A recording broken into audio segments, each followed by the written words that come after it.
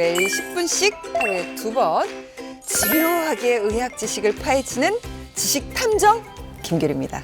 코골이가요, 질환이었다는 거 여러분 알고 계셨나요? 코골이는 주변에서 흔히 볼 수 있는 고약한 잠버릇 같은 거라고 생각했는데 왜 코골이가 질환이라고 하는지, 또 방치하면 얼마나 심각해지는지, 자, 오늘 명확하게 파헤쳐 보도록 하겠습니다.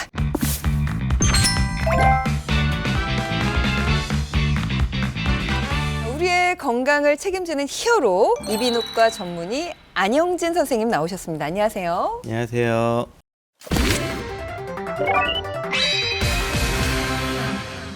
코골이가 잠버릇 아니었나요? 잠버릇은 맞죠, 일단. 잠버릇은 아, 맞는데 네. 질환이죠. 옆에 해를 끼치잖아요. 두 번째는 코골이 소리 자체가 어떤 더 심각한 질환이 있구나라는 걸 알려주는 하나의 건강 신호, 위험 신호로서 작용을 할 수가 있어서요. 그 부분을 간과하시면 안 됩니다. 코골이가 위험하다는 이유가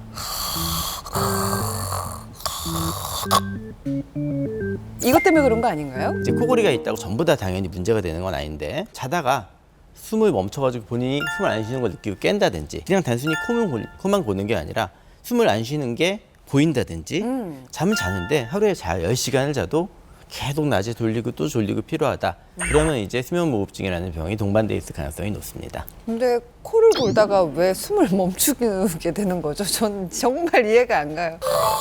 이게 과호흡 때문에 그런가 싶기도 하고, 어떤 건가요?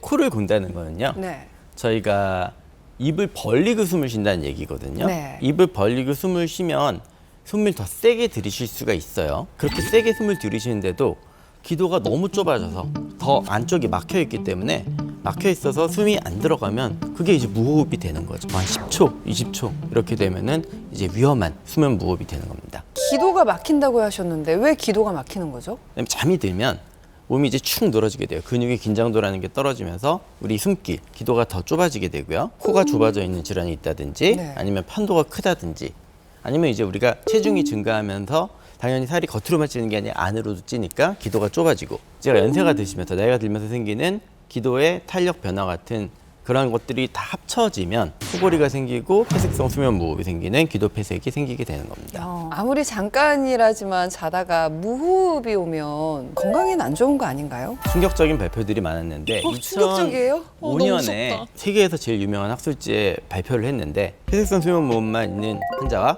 네. 정상인과 비교했을 때 사망률이 2배 정도 높다라는 발표를 낸 바 있고요. 굉장히 충격적이죠. 네. 근데 2013년에 그 연구를 한 적이 있는데 2.5배 정도 사망률이 높다는 연구를 발표한 적이 있습니다. 그래서 수면 무호흡증을 치료하지 않고 그대로 두면